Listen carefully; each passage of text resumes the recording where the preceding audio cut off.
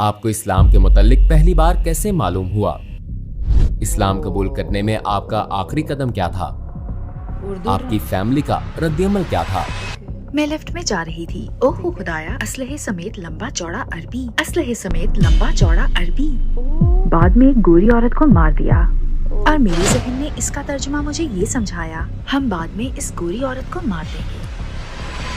मैंने कहा नहीं, मेरा मुसलमान होना मुमकिन नहीं, कभी नहीं, हरगिज नहीं। मैंने कुरान बंद किया और सोचा, ओहो मेरे खुदाया, लोग खुश इखलाक, किताब जारे मिजाज। अस्सलाम वालेकुम बहन लॉरेन, और हमारी दावत कबूल करने का शुक्रिया। हमें आपको अपने साथ देखकर बहुत खुशी हो रही है। मैं यहाँ से शुरू करूँगा कि लॉरेन बूथ कौन है। क्या आप अपना मुख्तसर तारुफ करवा सकती हैं? अस्सलाम वालेकुम व रहमतुल्लाहि व बरकातहू। बिस्मिल्लाहिर्रहमानिर्रहीम। मेरा नाम लॉरेन बूथ है। मैं एक सहाफ़ी, एक लिखारी और एक अदाकारा हूँ। मैं हैम्स्टेड नॉर्थ लंदन में 1967 में पैदा हुई। मेरी वालिदा मॉडल थी और मेरे वालिद अदाकार थे और मैं 20 साल की उम्र तक लंदन में रही। मैं अदाकारी पढ़ रही थी। ये मेरा एक बड़ा ख्वाब था। मैं हॉलीवुड जाना चाहती थी। 7 साल अदाकारी करने के बाद मैंने 1997 में सहाफत की तरबियत हासिल की और मैं टीवी प्रोग्राम भी बहुत करती थी। मैं स्काई न्यूज़ पर भी आई। मैं मेन स्ट्रीम सहाफत में थी। मैं डेली मेल के साथ काम कर रही थी। मुझे जज न करें। द मेल ऑन संडे में मैंने BBC और चैनल 5 के साथ भी काम किया। बहुत सी टीवी शोज, अल्हम्दुलिल्लाह रेडियो शोज किए।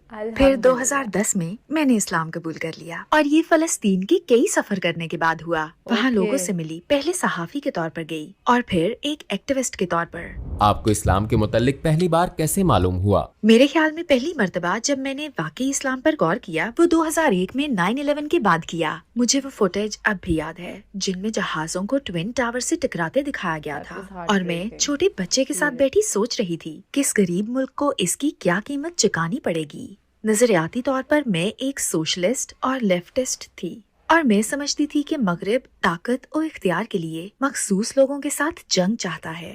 मैंने सोचा कि एक गरीब मुल्क जिसका इससे कोई ताल्लुक नहीं, इसे कीमत चुकानी होगी ताकि अमेरिका दोबारा खुद को बरतर महसूस करे। बिंगो, अफगानिस्तान। अगर इस्लाम मगरिब के लिए एक खतरा था, फिर तो वो 1400 साल से मौजूद है और अरबों लोग इसके पैरोकार हैं। वो तो मगरिब को हथिया चुके या खौफनाक काम कर चुके होते। लिहाजा एक इकदाम का मतलब ये नहीं कि पूरी इस्लामी दुनिया एक छोटे से ग्रोह के फेल के जिम्मेदार है। ये क्या है? ये मुसलमानों को नुकसान पहुँचाने का एक सियासी फैसला है और मैंने इसकी हिमायत नहीं की। मैं दिली तौर पर इसकी हिमायत ना कर सकी।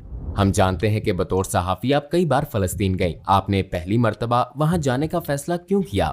मैंने अपनी पुश्त पर एक अनदेखा हाथ महसूस किया था जो मुझे फलस्तीन की जानिब धकेल रहा था। मेरे पास इसकी कोई वजाहत नहीं है। मैं अरबी नहीं बोलती थी। मैं फलस्तीन में किसी को नहीं जानती थी, लेकिन वाकई मेरी पुश्त पर एक हाथ मुझे मजबूर कर रहा था। फलस्तीन जाओ, फलस्तीन जाओ, फलस्तीन जाओ। और फिर मैंने किसी तरबियत के बगैर खुद को तन्हा मगरबी किनारे पर पाया। क्या आप हमें बता सकती हैं कि फलस्तीन में आपका तजर्बा कैसा रहा?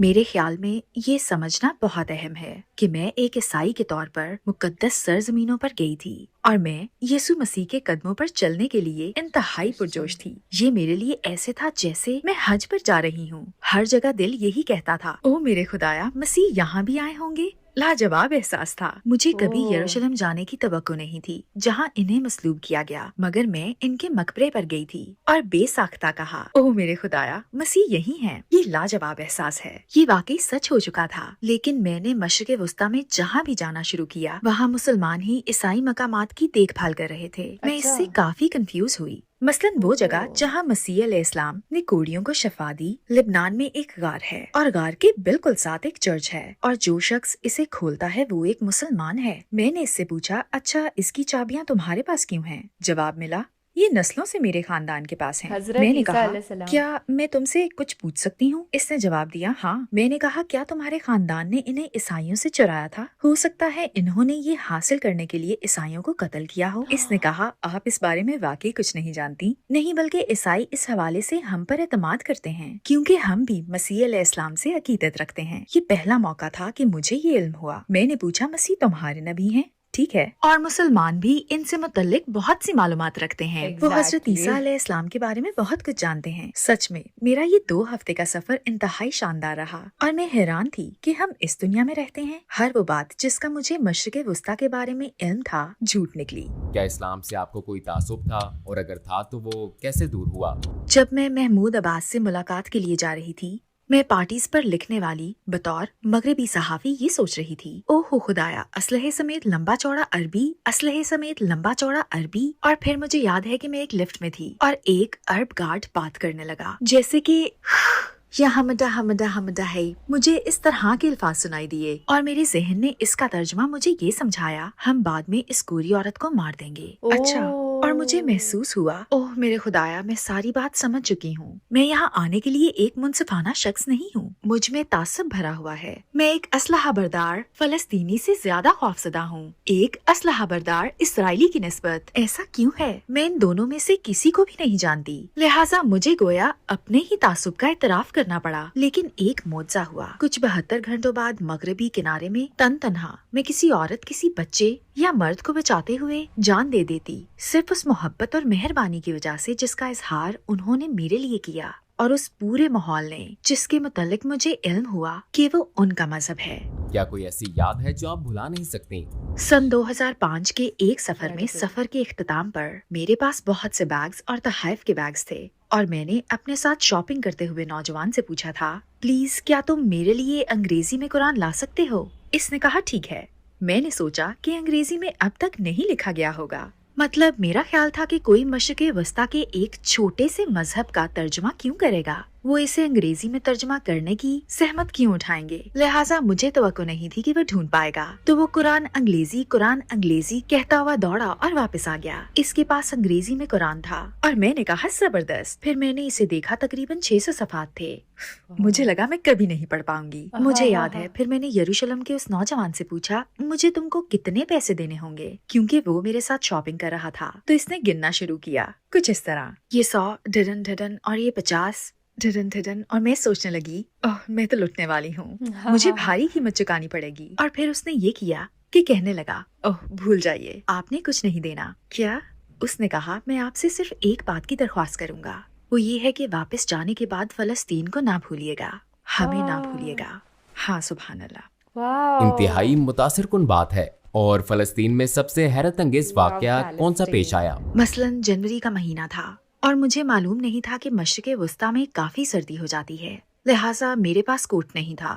مجھے یاد ہے کہ رومالہ کی ایک سڑک سے گزر رہی تھی، ایک حجاب پہنی بوڑھی عورت نے مجھے دیکھا اور عربی میں کچھ کہا، اور پھر اس نے مجھے بازو سے پکڑا، اور مجھے لگا، اچھا کیا یہ دادی ماں مجھے اغوا کر رہی ہے؟ کیا یہاں اس طرح سے ہوتا ہے؟ اس نے مجھے اوپر سے نیچے تک دیکھا، اور پھر وہ مجھے اپنے بیڈ روم میں لے گئی، کپڑوں کی الماری کھولی، ایک بڑا اوور کوٹ نکالا، مجھے پہنایا اور کہا یالا، اور میں نے کہا لیکن کیا؟ اس نے اپنا نمبر لکھا اور کہا اب تم جاؤ، اور میں نے کہا کیا؟ مجھے یہ کوٹ پہن کر ہی روانہ ہونا پڑا۔ وہ یہ برداشت نہ کر سکی کہ کوئی اجنبی اس کے قصبے میں ہو اور سردی سے کانپ رہا ہو، جبکہ اس کی الماری میں کوٹ موجود ہو۔ آپ میرا مطلب سمجھ رہے ہیں نا؟ اللہ اکبر۔ اور میں جہاں بھی گئی وہاں ایسی نرمی تھی، چیزوں کو بہترین بنانے کی ایسی صلاحیت تھی۔ مجھے اس وقت ایک چیز نے سب سے زیادہ متاثر کیا۔ میرا ایک فرینچ فارم ہاؤس تھا، ایک فرینچ گودام تعمیر ہو رہا تھا، میرے پاس ایک سوئمنگ پول تھا، 1 ایکڑ کا باغ تھا، میرے خوبصورت بچے اور ایک بہترین شوہر، اور ہر چیز تھی۔ لیکن اگر ایک چیز بھی غلط ہو جاتی تو میں اندر سے پریشان ہو جاتی۔ مثلاً اگر ایڈیٹر کام سے خوش نہ ہوتا تو سارا گھر سر پر اٹھا لیا جاتا۔ اوہ میرے خدایا، میں ذہنی دباؤ میں ہوں، یعنی صرف ایک معمولی سی بات، ہر چیز ہر لحاظ سے مکمل چاہیے تھی، ورنہ میں پرسکون نہیں رہتی تھی۔ اور یہ لوگ جن کے بچے فوج کے ہاتھوں قتل ہو رہے تھے، گھروں پر قبضے ہو رہے تھے، ان کے علاقوں میں ظلم اور جبر روز کی کہانی تھی، اور پھر بھی وہ کہتے سلامتی ہو، آپ کیسی ہیں، ہمارے گھر کا کھانا کھائیں۔ اور ان کے پاس ایسا سکون تھا۔ میں نے ان سے پوچھا تھا، آپ لوگ اتنے سخی کیوں ہیں؟ ان حالات میں آپ کے لیے یہ سب کیسے ممکن ہے؟ ان کا جواب تھا، اس کی وجہ یہ کتاب ہے، قرآن ہے، اللہ سب کچھ ٹھیک کر دے گا۔ اچھا، آپ کو اسلام کی طرف بہت زیادہ کشش کب محسوس ہوئی؟ مجھے یاد ہے 2008 میں ایک غیر مسلم کی حیثیت سے میں غزہ میں ان لوگوں کے ساتھ محاصرے میں پھنسی ہوئی تھی جو آج بھی محاصرے میں ہیں۔ اعوذ باللہ، وہ رمضان کا مہینہ تھا۔ میں نے دیکھا کہ لوگ ایک دوسرے کے ساتھ مہربانیاں کر رہے ہیں، حالانکہ وہ خود غریب تھے۔ لہٰذا ایک دن میں نے سوچا مجھے بھی کوئی نیک کام کرنا چاہیے۔ رفاح کے پناہ گزیر کیمپ میں فیملی کے لیے دمبے کا گوشت لے کر جانا چاہیے۔ میں یہ کھانا لے کر پناہ گزیر کیمپ میں مسلمان فیملی کے پاس گئی۔ ماں نے دروازہ کھولا۔ تفصیل سلام علیکم روشنی اور نور سے بھری ہوئی، اور وہ ایک قید خانے میں رہ رہی تھی، نہ کچھ کھانے کو تھا نہ پینے کو۔ میں نے اس سے کہا تم روزہ کیوں رکھ رہی ہو؟ میرے خیال میں تمہارا خدا تم سے محبت نہیں کرتا۔ مجھے یہ کہتے ہوئے افسوس ہے، میرے خیال میں تو وہ نہیں کرتا۔ وہ 30 دن تک تم غزہ والوں کو پیاسا کیوں رکھتا ہے؟ کیا 31واں دن تمہیں پانی مل جاتا ہے؟ اس نے کہا نہیں، ہمارے پاس پانی نہیں ہے۔ میں نے کہا اچھا تو پھر تم 30 دن غزہ میں کھانے کے بغیر رہو گے؟ کیا 31واں دن تمہارا فریج بھر جائے گا؟ اس نے کہا نہیں، یہ نہیں بھرے گا۔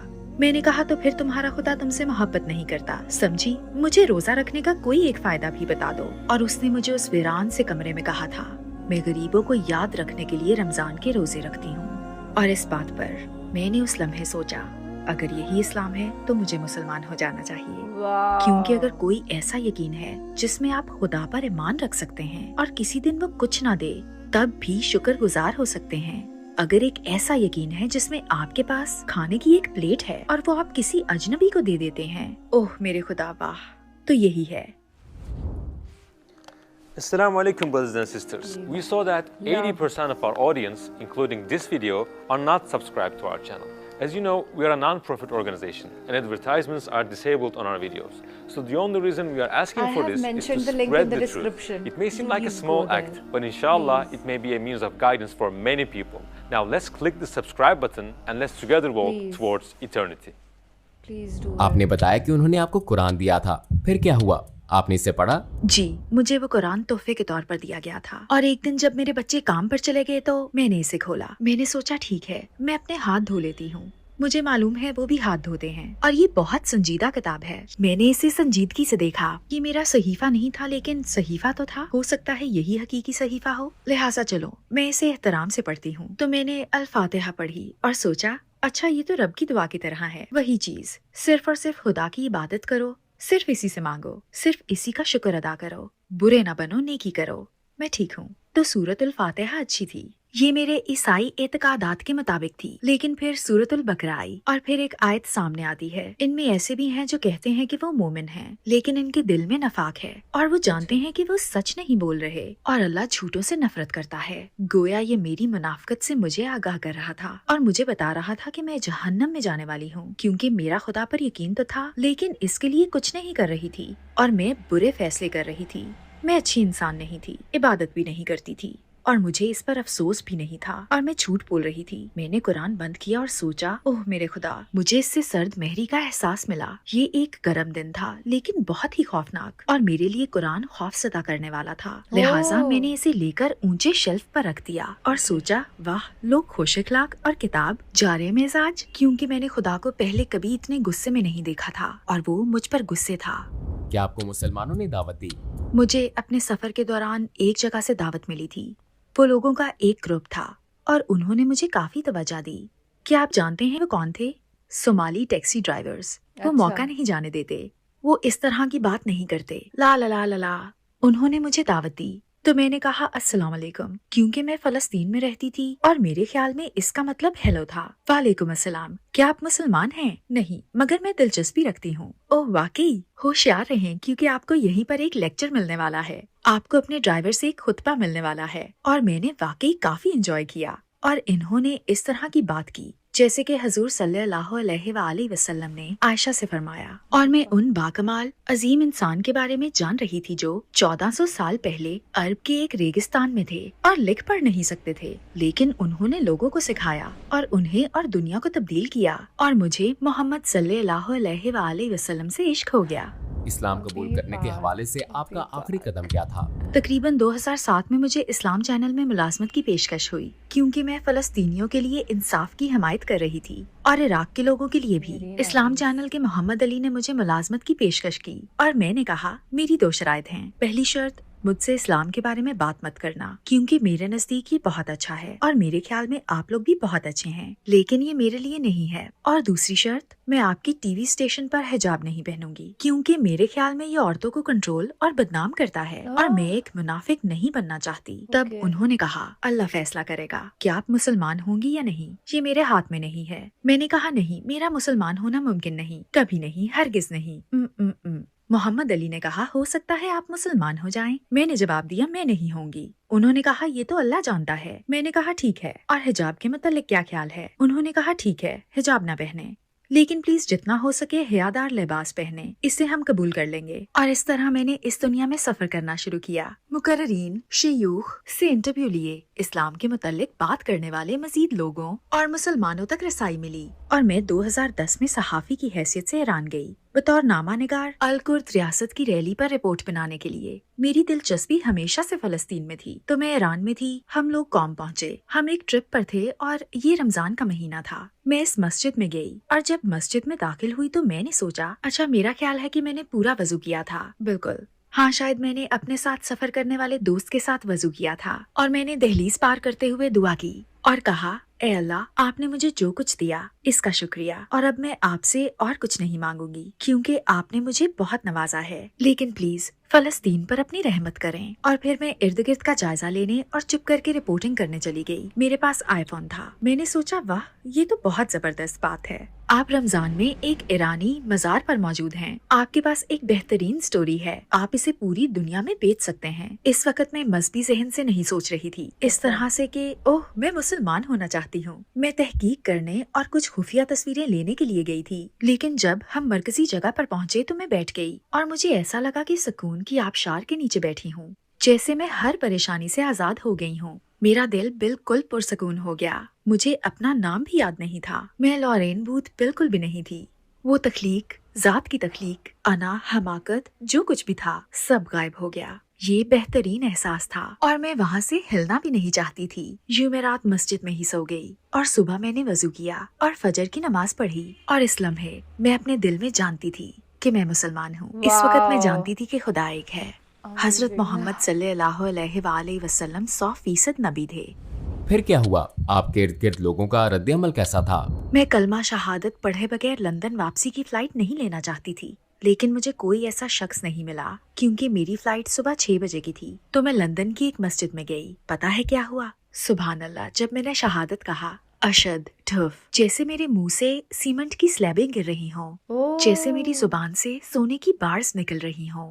अशहदु अल्ला इलाहा इल्लल्लाह, ऐसा लगता था जैसे कोई जल्जला आया हो। अशहदु अन्ना मुहम्मदन अब्दुहु व रसूलुहु, ठुफ, और मैं जमीन पर गिर गई। वाह, क्या यादगार लम्हा था। और अचानक मुझे लगा जैसे मैं रुई की एक बड़ी गेंद में हूँ, जैसे मैं रुई में लिपटी हुई हूँ। ये बहुत नरम और लतीफ एहसास था और हर चीज गैर हकीकी महसूस हो रही थी। अगले दिन जब मैं अपने बच्चों को स्कूल ले जा रही थी और वो आगे भागे और मैं घर से बाहर निकली, मैंने सोचा, तुमने अपना हिजाब नहीं पहना। फिर मुझे ख्याल आया, अरे अब तुम ईरान में नहीं हो, तुमने हिजाब नहीं पहना, तुमने हिजाब नहीं पहना, तुम बरहना हो। और मैं अपने घर के दरवाजे से बाहर कदम न रख सकी। मैंने वापस जाकर वो स्कार्फ ढूंढा जो किसी ने मुझे दिया था और उसे इंतहाई अजीबो गरीब तरीके से पहना और स्कार्फ में लड़कियों को छोड़ने स्कूल चल पड़ी। उन्होंने पूछा, अम्मी आपने हिजाब क्यों पहना है? मैंने कहा, सर्दी है। उन्होंने कहा, नहीं गर्मी है। मैंने कहा, जो भी है, तुम जाओ, जाकर खेलो, जंगल में घूमो। और जब मैं स्कूल पहुंची तो एक बच्चे का वालिद, जो यहूदी क्रॉनिकल के लिए काम करता था, गोया सोच रहा था कि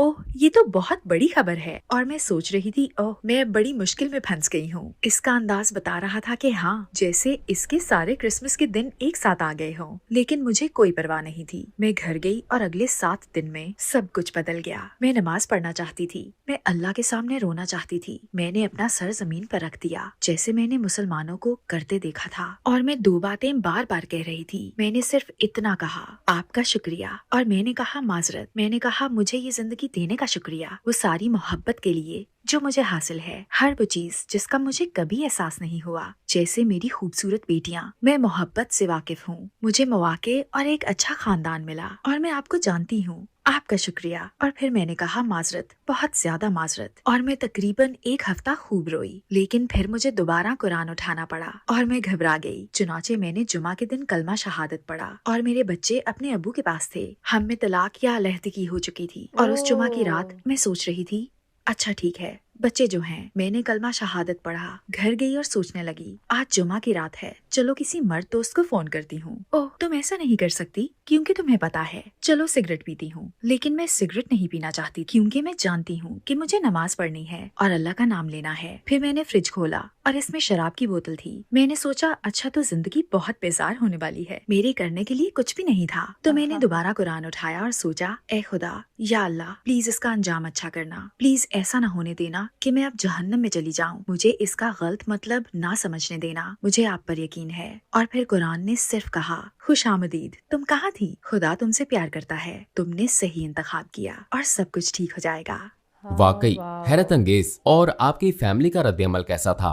मैंने सोचा कि जब मेरे घर वालों को पता चलेगा तो बड़ा मसला होगा। मैं मुसलमान थी, मेरी अम्मी का अंदाज बहुत तंजिया था। इन्होंने कहा, तुम पागलों और जुनूनियों में शामिल हो गई हो, क्या अब तुम दहशतगर्द बनोगी? वो हमेशा बहुत डरती थीं, लेकिन मैं एक बेहतर बेटी बन गई थी इंशाल्लाह। मैंने इनकी जिंदगी के आखिरी सालों में इनसे शदीद मोहब्बत की और चीजों को दुरुस्त किया। और मेरे वालिद बस खौफजदा थे, क्यों तुम एक आजाद औरत होकर इस तरह का लिबास पहनती हो? क्यों तुम किसी मर्द को खुद को हिजाब पहनाने की इजाजत देती हो? क्योंकि खुदा ने कभी नहीं कहा कि तुम ये पहनो, मर्दों ने तुम्हें ये पहनने का कहा है। और मैं कहती, मैं ये खुदा के लिए पहन रही हूँ, ठीक है? और वो कहते, लेकिन आप खुदा के पास किसी भी हालत में जा सकते हैं, तुम्हें इस हुलिये की जरूरत नहीं है। वो मेरी साबका शादी के बारे में फिक्रमंद थे, क्या तुम खिदमतकार बनोगी? मैं कहती थी, खिदमतकार बनने में कोई बुराई नहीं है। वो कहते थे, मेरी तमाम बेटियां मजबूत औरतें हैं। मैं जवाब देती थी, आप नहीं समझेंगे। लेकिन सुभान अल्लाह, जब मेरे वालिद बिस्तर मर्ग पर थे तो मुझे इनसे गुफ्तगू करने का मौका मिला। सुभान अल्लाह, मैंने इनके सामने सूरत अल फातिहा पढ़ी, इनका हाथ पकड़ा, इनकी आंखों में देखा और अपनी रूहानियत और खुदा के लिए मोहब्बत इनके साथ शेयर की। और उन्होंने कहा कि खुदा एक है और हजरत मोहम्मद सल्लल्लाहु अलैहि वसल्लम आखिरी नबी हैं और हजरत ईसा अलैहिस्सलाम एक नबी हैं, तो अल्लाह ही बेहतर जानता है। उन्होंने ये सब अरबी में नहीं कहा और मैंने इन्हें मजबूर नहीं किया, लेकिन वो मुझसे हमेशा कहते थे, खुदा एक है और ईसा अलैहिस्सलाम एक नबी हैं। मैंने कहा, नबी मोहम्मद सल्लल्लाहु अलैहि वसल्लम एक अजीम इंसान थे जो नबी थे। तो उन्होंने जवाब दिया, ठीक है, मैं मानता हूँ कि वो नबी थे। और इनकी वफात के बाद मैंने इनके बारे में एक खूबसूरत ख्वाब देखा। इन्हें 3 इमाम गुस्ल दे रहे थे और वो नूर से भरे हुए थे। तो इंशाल्लाह। उस वक्त आप एक वाओ। अंग्रेजी न्यूज चैनल में काम कर रही थी, Amazing. तो वहाँ क्या हुआ? पहले दिन जब मैं हिजाब में स्काई न्यूज गई तो ये बहुत मजाहिया था, क्योंकि आप जानते हैं इन सबको बहुत पुरसकून रहने की तरबियत दी जाती है। जो भी स्टूडियो में आ जाए आप यूं ही रहते हैं, लेकिन आप इन्हें जाते हुए कहते देख सकते हैं, ओह मेरे खुदा, क्या तुमने देखा? सामना होने पर पहले की तरह हेलो लॉरेन। लेकिन मुझे नजर आ रहा था कि पीठ पीछे क्या हो रहा है। 2 दिन बाद फोन आया और मुझे कहा गया, लॉरेन, हम कुछ तब्दीलियां कर रहे हैं, हमें आपकी मजीद जरूरत नहीं। और फोन कट गया। इसके बाद उन्होंने कभी मेरे साथ काम नहीं किया। क्या आप स्काई न्यूज पर हिजाबी खवातीन हैं? हाँ माशाल्लाह। क्या न्यूज में हिजाबी हैं? जी हाँ। क्या आपने कभी मजहब तब्दील करने वाली हिजाबी को न्यूज पर देखा है? किसी एक का नाम बताएं। अब ये एक जद्दोजहद है जो मेन स्ट्रीम दुनिया को दरपेश है, क्योंकि अगर आप मानते हैं कि इस्लाम आपका ईमान है और अल्लाह आपका रब, तो फिर मीडिया के म्यार के मुताबिक आपको या तो नर्वस ब्रेकडाउन हुआ है या आपको नर्वस ब्रेकडाउन हो चुका है। मुझे नहीं लगता कि कोई दूसरी सूरत मौजूद है। वो आपको एक बाशाउर, ज़हीन और काबिल एतमाद औरत के तौर पर कैसे पेश कर सकते हैं जो दरमियानी उम्र की हो और कह रही हो, सुबह बखैर, मेरा नाम लॉरेन बूथ है। वैसे मैं मानती हूँ कि अल्लाह खुदा है और मोहम्मद सल्लल्लाहु अलैहि वसल्लम आखिरी नबी थे। अब चलते हैं मौसम की तरफ। आप ऐसा नहीं कर सकते। वो हिजाब वाली ब्राउन खवातीन को तो पेश कर सकते हैं, ओह, क्योंकि ये इनकी अजीब मंतक है। लेकिन अगर आपका ताल्लुक मेन स्ट्रीम से है तो इसे खुदा और इस्लाम के बारे में गुफ्तगू किए बगैर नॉर्मल चीज कैसे समझा जा सकता है? और इस गुफ्तगू के बगैर कि हम मुसलमानों और मुस्लिम दुनिया के साथ क्या सलूक करते हैं। मैंने ये गुफ्तगू की है और मैं इसे कबूल करती हूँ। अल्हम्दुलिल्लाह, मैं इसे कबूल करती हूँ। क्या आपके हल्के में कोई ऐसा शख्स था जिसने इस्लाम कबूल किया और अपनी जिंदगी बदली हो? मैं चंद साल पहले कतर से वापसी पर एक फ्लाइट में थी और मेरे सामने बनियान पहने एक ब्रिटिश शख्स था। इसके बाल छोटे थे और इससे शराब की बू आ रही थी और मैं सोच रही थी, या खुदा, मैं 4 घंटे तक इसके करीब नहीं बैठना चाहती। मेरा टिकट नंबर 21G और इसका 21F था। तो हम जाकर बैठ गए और मैंने इसे नजरअंदाज करने की कोशिश की। इसने मुझे ऐसे देखा जैसे मैं कोई कचरा हूँ। इसने हकारत से मेरी तरफ देखा। जब खाना आया तो इसने कहा, हाँ मैं वोडका, बियर और सब कुछ लूंगा। और मेरा तासुर ऐसा था, उफ, मैं सिर्फ पानी पी रही थी और सोच रही थी, या अल्लाह मुझे माफ कर दे, ये मेरी बदतरीन फ्लाइट है। फिर इसने कहा, क्या आपको पानी चाहिए? ऐसे जैसे मैं इंग्लिश नहीं बोल सकती। तो मैंने कहा, आपका बहुत बहुत शुक्रिया। फिर मैंने सोचा, अच्छा अब मुझे नेकी करनी चाहिए, मैं इसे कोई चीज दूंगी। क्या आप मेरा पनीर खाना पसंद करेंगे? इसने जवाब दिया, बहुत बहुत शुक्रिया। फिर इसने पूछा, आप कहाँ से हैं? मैं लंदन से हूँ। और आप कहाँ से हैं? वो हैरान हुआ, क्या आप ऐसे कपड़े पहनती हैं और लंदन से हैं? फिर इसने दूसरी तरफ देखा और एक अजीब हरकत की। वो वहाँ बैठा था और कहता जा रहा था, I am sorry, I am sorry, I am sorry. मैंने सिर्फ इसे देखकर कहा, तुम ठीक हो? इसने कहा, हाँ, लेकिन मैं आपके बारे में खौफनाक बातें सोच रहा था और मैं माफी चाहता हूँ। मैंने इसे कहा, लेकिन आपने मुझे कुछ कहा तो नहीं? ठीक है, तो कोई फर्क नहीं पड़ता, फिक्र ना करें। किस्सा मुख्तसर, 4 घंटों के दौरान हम बातें करते रहे। इसने मुझे बताया कि वो डिप्रेशन में है और जिंदा नहीं रहना चाहता। वो एक बुरा इंसान है। मैंने इसे समझाया, नहीं, कोई भी ऐसे वक्त से गुजर सकता है, लेकिन हम खुदा से दुआ करते हैं। आप किससे दुआ मांगते हैं? आप किससे मदद मांगेंगे? इसने कहा, मैं किसी पर यकीन नहीं रखता। मैंने कहा, कोई तो है, कुछ तो है जिसके पास आप ऐसी हालत में जाते हैं। इसने कहा, मेरे पास अपनी माँ की तस्वीर है और कभी कभी मैं इसके सामने रोता हूँ और कहता हूँ, माँ मेरी मदद कर। ये 40 साल का शख्स तकलीफ में था। मैंने पूछा, अच्छा क्या तुम्हारी माँ मजहबी थी? इसने कहा, हाँ, वो बहुत दुआएं करती थीं। मैंने कहा, तुम्हारी माँ किससे दुआ करती थीं? इसने कहा, खुदा से। मैंने कहा, क्या ख्याल है, अगली बार जब तुम ऐसा महसूस करो तो इससे दुआ करना जिससे तुम्हारी माँ दुआ करती थी। और ऐसा लगा जैसे रोशनी का बल्ब जल गया हो। हाँ, आप ठीक कह रही हैं, आप ठीक कह रही हैं। और अल्लाह की रहमत से मेरे बैग में अंग्रेजी में कुरान मौजूद था। मैंने इसे दे दिया और ये लंबा शख्स, जवान ब्रिटिश आदमी, जहाज से उतरते हुए शुक्रिया शुक्रिया कहे जा रहा था। तो सुभान अल्लाह, लोगों को मदद की जरूरत है और हमें रसाई का जरिया बनाना है, इंशाल्लाह। जो कुछ लोग ये जरिया बनने के लिए वक्फ हैं, आउटपुट तैयार करने के लिए, वो हमारे 9 मुसलमानों का ख्याल करते हैं और हमें अपने विरसे पर फख्र करने और मुस्तकबिल से उम्मीद लगाने का मौका फराहम करते हैं और गैर मुस्लिमों और शकूक में मुब्तला लोगों को सवालात पूछने का मौका देते हैं, इंशाल्लाह, जो एक नेक मकसद है। क्या आप हमें अपने मुकम्मल शुदा और मुस्तकबिल के प्रोजेक्ट्स के बारे में बता सकती हैं? आप जानते हैं कि मेरा बड़ा प्रोजेक्ट ये जाहिर करना है कि इस दुनिया की तरफ मुसलमानों का रवैया कैसा है, तैयब क्या है, भलाई क्या है, हम इसे कैसे दोबारा जिंदा कर सकते हैं और अपनी जिंदगी में अपना सकते हैं। अल्हम्दुलिल्लाह, शायद बड़े मंसूबों में से मेरे लिए सबसे अहम मुसलमानों को ये बताना है कि हमारा विरसा कितना अजीम है और हम कैसे इस पर गौर करके दोबारा अजीम बन सकते हैं। अल्हम्दुलिल्लाह, मैंने in search of Holi land नामी एक किताब लिखी है। अल्लाह के फजल से मैंने इसकी ऑडियो बुक भी तैयार की है ताकि लोग इसे सुन सकें। ये ऑनलाइन है और मैंने अपनी किताब को ड्रामे की शक्ल देने के लिए एक प्रोड्यूसर के साथ काम करके इसे परफॉर्म भी किया है। इसका नाम है एक्सीडेंटली मुस्लिम। हमने एडिनबर्ग फ्रेंच फेस्टिवल में 900 लोगों के सामने ये ड्रामा पेश किया है, जिनमें ज्यादा लोग गैर मुस्लिम थे। मैं इस्लाम को इसकी हकीकी शक्ल में देखना पसंद करती हूँ, दिल और मुआशरे पर मुस्बत असरात छोड़ने वाला। अगर आपको दुनिया के तमाम गैर मुस्लिमों से 1 मिनट बात करने का मौका मिले तो आप उन्हें क्या कहेंगी?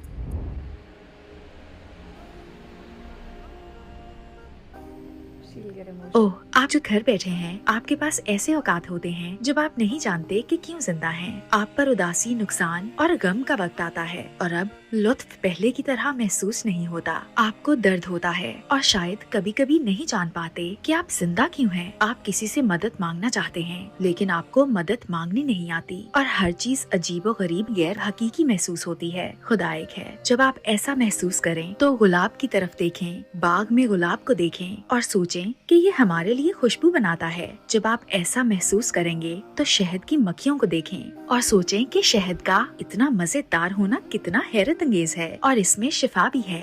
हम इसे गले की सोजिश में लेते हैं जरा सोचिए कि कुदरत कैसे हमें राहत देती है। बारिश के पानी का जमीन में दरख्तों की जड़ों में जाना कितना खूबसूरत अमल है। फिर दरख्तों में नए नए पत्ते या फूल उगते हैं, फिर वो फूल फल बनते हैं जिन्हें हम खाते हैं और इससे हमें फायदा मिलता है। और अपने रब की प्यारी और मेहरबान मौजूदगी को महसूस किया करें। लॉरेन बहन, हमें वक्त देने का शुक्रिया। हम दूसरे प्रोजेक्ट्स में भी मिलते रहेंगे। इंशाल्लाह। अस्सलाम वालेकुम व रहमतुल्लाहि व बरकातहू।